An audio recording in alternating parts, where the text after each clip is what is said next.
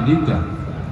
আলহামদুলিল্লাহ, আজকের এই তাফসীর মাহফিলে আমাদের এই শুকরাতান কালমা পাঠ করার কারণে এটাও আমাদের নাজাতের উসিলা হয়ে যাবে।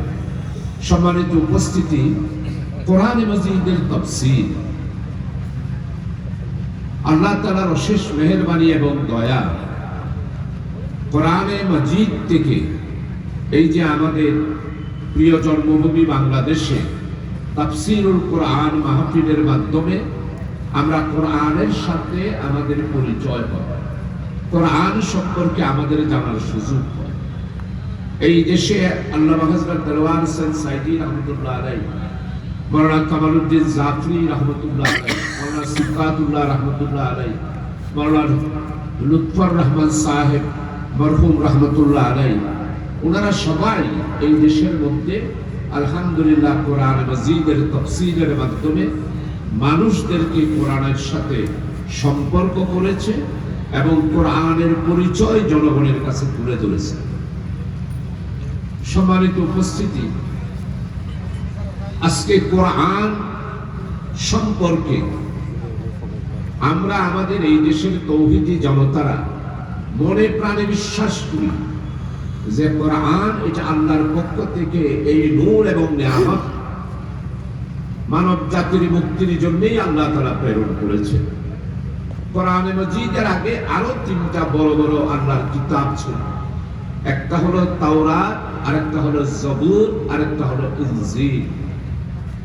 এই বড় বড় তিনটা কিতাব মানব জাতির মুক্তির জন্য হযরত আদম আলাইহিস সালাম থেকে শুরু করে হযরত ঈসা আলাইহিস সালাম পর্যন্ত এই বড় বড় তিনটা আসমানি কিতাব দুনিয়াতে নাজিল করেছে। সর্বশেষ কোরআনে মাজিদ আল্লাহ তাআলা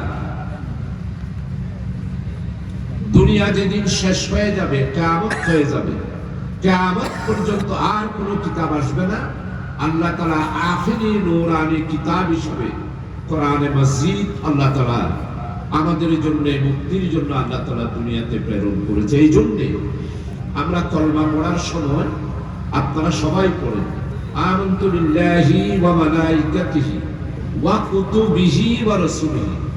আমাদের ইসলাম ধর্মের সঠিকতা এবং যথার্থতা এইখানে আমরা আল্লাহর উপর ঈমান আনি, ফেরেশতাদের উপর ঈমান আনি, দুনিয়াতে আল্লাহ তাআলা যত আসমানি কিতাব পাঠিয়েছেন তার উপরও ঈমান আনি, ওয়া রাসূলিহি সমস্ত পয়গম্বর আলাইহিস সালামদের উপর আমরা ঈমান আনি। অন্য ধর্মের সাথে ইসলাম যে একটা কমপ্লিট কোড অফ লাইফ, এটা এইখানেই পার্থক্য।